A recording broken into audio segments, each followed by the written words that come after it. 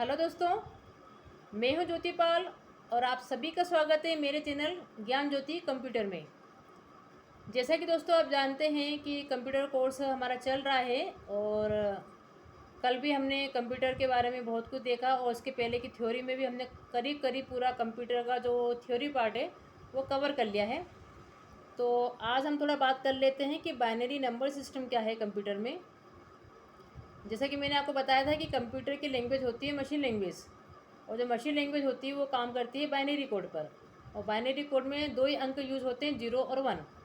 Means computer जो है वो सिर्फ दो ही अंकों को समझता है, 0 और 1 को।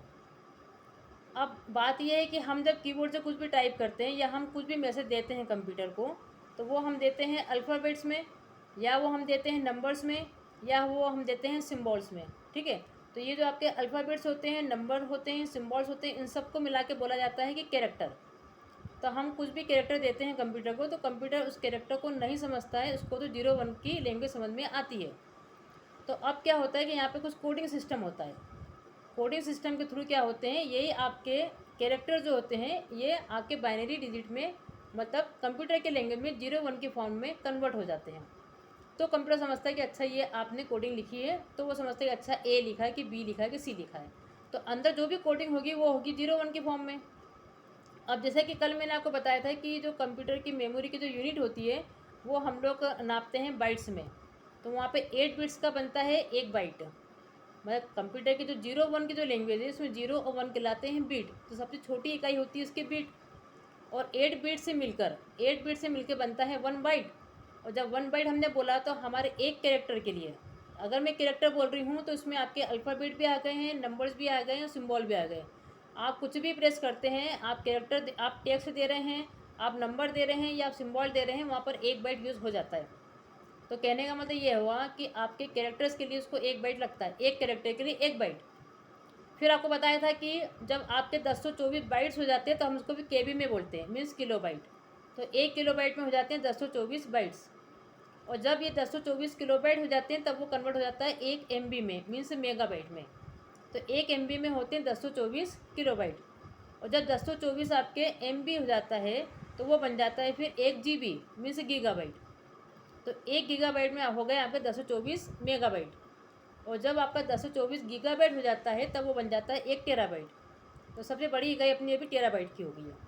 तो इससे अपने को ये मालूम पड़ता है कि किसकी साइज़ ज़्यादा बड़ी है। तो हमको इसका नॉलेज होना चाहिए कि बाइट से फिर केबी है, आपका किलोबाइट है, फिर मेगाबाइट है, फिर आपका गीगाबाइट है और फिर आपका टेराबाइट है। ठीक है, इस प्रकार से ये चेंज होता है। तो अब इसमें क्या हुआ कि अगर इंडिया वालों को कोडिंग करनी है तो इंडिया ने मान लीजिए कि कोडिंग कर दी इसकी।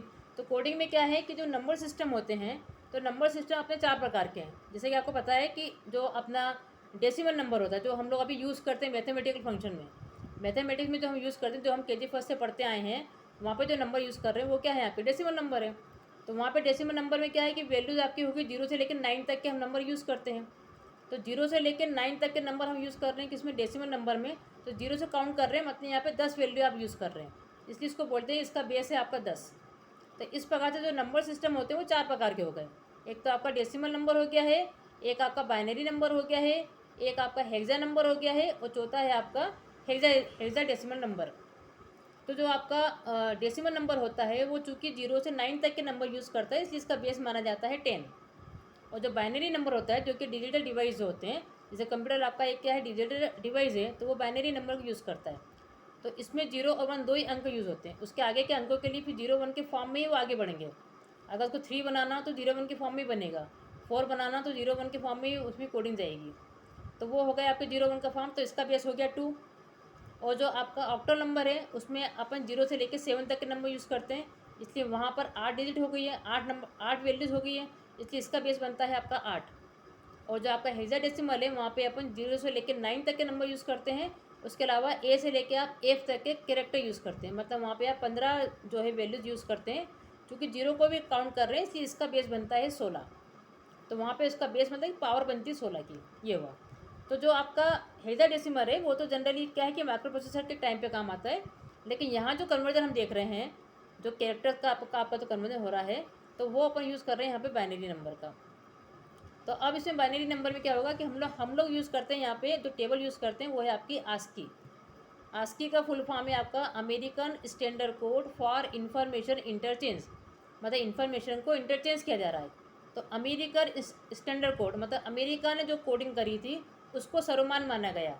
अब हुआ ये था कि सबने से अपने अपने देशों ने सबने अपने अपने हिसाब से अगर कोडिंग कर ली है, इंडिया ने अपने हिसाब से कोडिंग कर ली, जापान ने अपने हिसाब से कर ली, अमेरिका ने अपने हिसाब से कर ली। अब प्रॉब्लम ये हुई कि अपने ही देश में काम करना हो तो ठीक है, लेकिन अगर वही फाइल आपको दूसरे के देश में भेजना होगा तो कोडिंग आपका गलत हो जाएगा, आपका मैसेज गलत चला जाएगा। क्योंकि हुआ ये कि हो सकता है कि इंडिया वाले ने ए के लिए कुछ और कोडिंग करी हो, अमेरिका वाले ने कुछ और कोडिंग कर रखी हो, और जापानी वाले ने कुछ और कोडिंग कर रखी हो, तो वो उस ए को हर कोई ए ही पढ़ेगा। जापान में भी आपके ए को ए ही पढ़ेगा ऐसा ज़रूरी नहीं था। इसलिए फिर ज़रूरत पड़ी कि एक सबके लिए सामान्य लैंग्वेज हो जाए, सबके लिए समान कोडिंग हो जाए जो कि सब लोग यूज़ करें, ताकि हमेशा आदान प्रदान भी कर सके अपनी फाइलों को।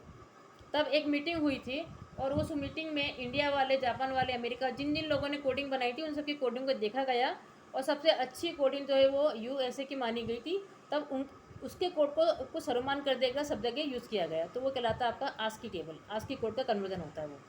तो इस आस्की कोड में भी क्या होती है, मेथड होती है वैसे तो, ये सबसे ईजी मेथड होती है अपनी डेसिमल नंबर की, कि जो भी आपके कैरेक्टर्स होते हैं सबका एक डेसिमल नंबर अंदर होता है। एक टेबल होती है आस्की कोड की, वहाँ पे सबके नंबर डिफाइन कर रहे हैं। आपके जितने भी अल्फ़ाबेट से हैं, कैपिटल में जो भी है आपके ए से लेकर जेड तक के सबके नंबर वहाँ पे डिफाइन किए गए हैं। जैसे ए का है, कैपिटल ए का है 65, बी का है 66, तो ये सारे डेसिमल नंबर है। और फिर ये डेसिमल नंबर जो होते हैं वो बाइनरी नंबर में कन्वर्ट होते हैं, वो भी 2 की पावर लेके, क्योंकि उसका बेस क्या है, बाइनरी नंबर का बेस क्या है, 2 है इसलिए।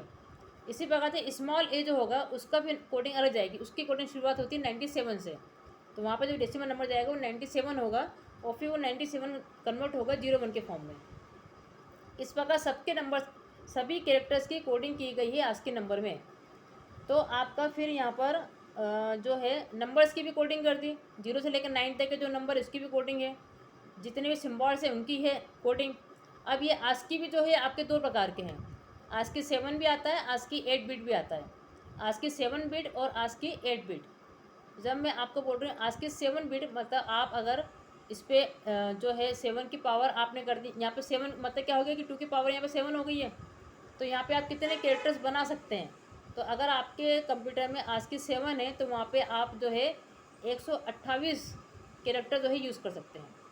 तो 128 कैरेक्टर हम लोग यूज़ कर सकते हैं वहाँ पर, उससे ज़्यादा के कैरेक्टर यूज़ नहीं कर पाएंगे। उसके बाद फिर एक्सटेंड करके आस्की आया, अगर हमको और कैरेक्टर यूज़ करना हो तो हमको 8 बिट वाला यूज़ करना पड़ेगा। तो 8 बिट में क्या होगा कि आप 256, जब उसका डबल हो गया है, ठीक है, तो 8 बिट में क्या होगा कि आप 256 जो है कैरेक्टर यूज़ कर सकते हैं। अब क्या हुआ, 256 तो ठीक है, लेकिन अगर कोई बड़ी बड़ी कंपनी जो बाहर देशों में भी काम करती है या जो बहुत अलग अलग लैंग्वेज में काम करती है, जैसे अपने ही इंडिया में कम से कम 22-23 लैंग्वेज है, हर लैंग्वेज के अपने अपने शब्द है, हर लैंग्वेज के अपने अपने सिम्बॉल्स है। चीनी भाषा में कम से कम 3000 कैरेक्टर्स है, वहाँ पे सिम्बॉल है। तो इन सब की कोडिंग कहाँ से होगी, ये 256 तो बहुत कम हो रहे हैं। फिर उसके बाद आपका जो है यूनिकोड, जो आप नाम सुनते हैं आजकल, तो यूनिकोड आना शुरू हुआ। तो जो UTF है आपका, मीन्स यूनिकोड आपका ट्रांसफॉर्मेशन फॉर्मेट जो था, तो UTF में भी 3 प्रकार आ गए हैं। UTF 8 है, UTF 16 है, 16 है, और UTF 32 है। तो जितना मैं आपको बोल रही हूँ 8, 16, 32, मतलब उतने आप कैरेक्टर यूज़ कर सकते हैं। तो अगर मैं बोल रही हूँ आपको 8, तो आप समझ लीजिए 256 तो आप कैरेक्टर इसमें भी यूज़ कर सकते हैं। लेकिन अगर मैंने 16 बोल दिया तो कम से कम आप 65,000 तक के कैरेक्टर इसमें यूज़ कर सकते हैं। और अगर मैंने पावर बना दी उसकी यहाँ पर 32, तो फिर आप उसको 4 अरब से भी ऊपर कैरेक्टर यूज़ कर सकते हैं। तो ये यूनिकोड तो बहुत बड़ी वाली बात होगी, लेकिन ये क्या, मेमोरी भी बहुत ज़्यादा लेता है।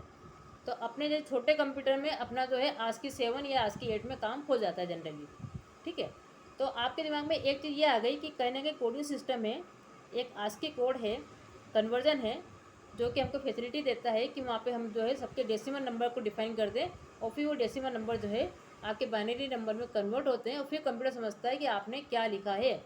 अगर आपने ए लिखा, बी लिखा, सी लिखा, या कोई भी नंबर प्रेस करा, या कोई भी आपने सिम्बॉल यूज़ करा, तो उसके अंदर वो कोडिंग जाती है कि आपने ये चीज़ लिखी है। एक छोटा सा एग्जाम्पल मैं आपको दे देती हूँ कि कैसे क्या कन्वर्जन होता है। तो सिस्टम पे थोड़ा सा आप इसको देख लीजिए तो आपको थोड़ा और समझ में आ जाएगा। ये देखिए यहाँ पर, जैसे कि यहाँ पर 65 लिखा मैंने कि कैपिटल ए का 65 है, ठीक है। तो अब यहाँ पर 10 क्यों लिखा गया है, क्योंकि ये डेसिमल को इंडिकेट करता है। जब भी डेसिमल में कोई नंबर लिखा जाता है इसके नीचे की कहाँ लिखी जाती है 10, तो इसको हमको चेंज करना है बाइनरी नंबर में। ठीक, तो यहाँ पर देखिए 65 को हम डिवाइड करेंगे, डिवीजन सबसे अच्छा है इसमें। आप 65 को क्या करेंगे, डिवाइड करेंगे 2 से, क्योंकि इसकी बाइनरी नंबर का जो आधार है वो 2 है, तो 2 से डिवाइड करेंगे तो आंसर कितना है 32 आएगा। लेकिन जो रिमाइंडर होता है, रिमाइंडर से आपकी निकलेगी बाइनरी कोड, ध्यान रखें। तो जो रिमाइंडर होता है वो यहाँ पे लिख दिया जाता है। तो 65 को हमने डिवाइड करा 2 से, तो यहाँ पर आ गया रिमाइंडर आपका 1। फिर इस 32 को हम डिवाइड करेंगे यहाँ पर 2 से, तो इसका आंसर आएगा 16, लेकिन रिमाइंडर आ रहा है आपका 0। फिर 16 को डिवाइड करेंगे 2 से, तो इसका आंसर है 8, लेकिन रिमाइंडर क्या आ रहा है इसमें 0। 8 को फिर आप करेंगे 2 से, तो आएगा आंसर 4 और रिमाइंडर है आपका 0। और फिर 4 को आप 2 से करेंगे तो आएगा 0।